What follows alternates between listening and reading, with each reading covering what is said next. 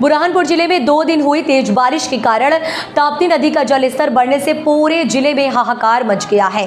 चारों ओर सिर्फ पानी ही पानी नजर आ रहा है, जिसके चलते निचली बस्तियों में बाढ़ का पानी घुसने से करीब 600 परिवार इससे प्रभावित हुए हैं। सभी को राहत कैंप में भेज दिया गया था।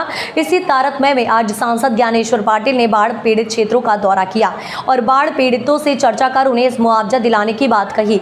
बुरहानपुर जिले में बाढ़ के चलते निचली बस्तियों के हालात बद से बदतर हो चुके हैं। इस बाढ़ के पानी से शहर के करीब 600 परिवार प्रभावित हुए हैं। उन्हें जिला प्रशासन ने राहत कैंपों में शिफ्ट करने का काम किया था। कहीं पर सभी बाढ़ पीड़ितों के लिए भोजन और अन्य सुविधाएं उपलब्ध कराई जा रही हैं। इसी तारतम्य में बुरहानपुर खंडवा सांसद ज्ञानेश्वर पाटिल ने बाढ़ प्रभावित क्षेत्रों का दौरा कर बाढ़ प्रभावित लोगों को स्वयं चर्चा की और बाढ़ के दौरान प्रशासन द्वारा किसी प्रकार की मदद की गई, इसके बारे में चर्चा की गई। साथ ही कहा कि प्रधानमंत्री आवास के तहत लोगों के मकान तो पक्के बन गए, किंतु घर में रखा सामान और अनाज का जो नुकसान हुआ है। क्षेत्र में क्या इसको लेकर क्या नुकसान और कितने इनको जो है सहायता राशि प्रदान की जाएगी? देखिए, प्राकृतिक आपदा है और हम लोगों ने महीना भर पहले का प्रदूषण देखा कि सब दूर फसलें सूख रही थी, सब दूर हाहाकार मच रहा था। पानी न होने के कारण बिजली का संकट भी निर्मित हो गया था। लेकिन हमारे जननायक मुख्यमंत्री माननीय शिवराज सिंह चौहान जी ने महाकाल के दरबार में हाजिरी लगाई कि मेरे प्रदेश पर कृपा करो, और महाकाल ने हमारे माननीय मुख्यमंत्री जी की बात को भी सुना और झमाझम बारिश हुई। लेकिन अब बारिश इतनी ज़्यादा हो गई कि सभी दूर नदी नाले उफान पर आए और ये परिस्थिति निर्मित हुई है। क्योंकि किनारे हो जो निवास करते हैं उनको थोड़ा बहुत परेशानी तो आती है, लेकिन क्योंकि बाढ़ आई है तो बाढ़ की वजह से लाभ भी है और उसका नुकसान भी है। गरीब लोगों उससे प्रभावित हुए हैं, तो जो गरीब लोग प्रभावित हुए हैं, लेकिन गरीब लोगों को चिंता करने की आवश्यकता नहीं। ये भारतीय जनता पार्टी की, हमारे शिवराज जी की सरकार हमेशा गरीबों के दुख की घड़ी में साथ में खड़ी रही है।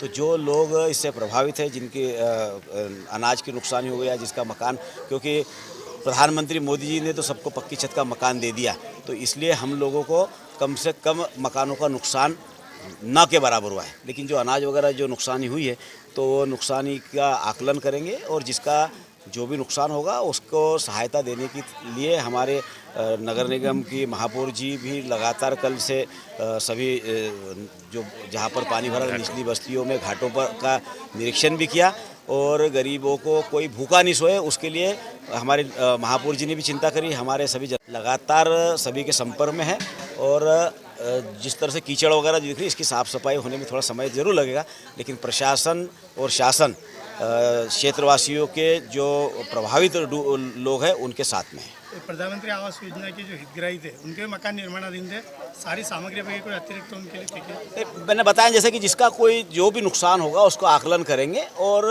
जो कुछ हो सकता है वो शासन की तरफ से सहायता देने के लिए हमारे शिवराज जी ने कल सभी जनप्रतिनिधियों से भी संपर्क में रहे और अभी मुझे सीओ मैडम ने बताया कि रात को 1:30 बजे वीसी ली मुख्यमंत्री जी। तो हमारे संवेदनशील मुख्यमंत्री शिवराज सिंह चौहान जी है, वो हमेशा गरीबों के दुख दर्द को समझते हैं, इसलिए किसी को भी चिंता करने की आवश्यकता नहीं। जो यथासंभव होगा पूरी सहायता सरकार की तरफ से दी जाएगी। दौरा किया है जी, तो उसको लेकर के क्या और जो है आपके मुख्यमंत्री जी के साथ में जो वीसी हुई उसको लेकर क्या निर्देश दिए गए? दिशा निर्देश हमें कमिश्नर महोदय इंदौर से लगातार कमिश्नर महोदय पूरे दिन इसको मॉनिटर कर रहे थे। उनका यही था कि कहाँ कहाँ पे बैरिकेडिंग लगाई गई है, कोई ऐसी दुर्घटना की स्थिति तो डेवलप नहीं हुई है। तो हमारा जो district command and control centre है वो पूर्णतः एक्टिव था। एडीएम साहब वहाँ से पूरा मॉनिटर कर रहे थे, हमारे तहसीलदार एसडीएम सभी फील्ड में थे। तो हमने 16 जगह पे बैरिकेडिंग कुल की थी और हमारे 7 ऐसे निचली बस्तियां थी जो इसके चपेट में आई थी। मेजरली पॉजिटिव हमारे साथ ये रहा कि कल के बाद से हमारी बारिश थमी हुई है, तो अब जो है लेवल हमारा डाउन हो गया है और इस प्रकार का अभी होने की स्थिति दिख नहीं रही है। फिर भी जो लोग करीब 600 लोग हमारे कल नाइट शेल्टर्स में रुके थे, तो उनके खाने की व्यवस्था आज भी हमने कर दी है। आज मध्याह्न भोजन के माध्यम से सभी को फूड पैकेट्स बांटे जाएंगे। और मुख्यमंत्री जी से कोई विशेष चर्चा? नहीं, इन्हीं सभी बिंदुओं पर चर्चा थी और पॉइंट्स बिल्कुल सिमिलर ही थे और यही था कि आकलन हम सही कर लें और आगे के किसी भी ऐसी स्थिति निर्मित ना हो जिसमें कोई दुर्घटना या ऐसी स्थिति का सामना हमको करना पड़े, यही निर्देश दिए।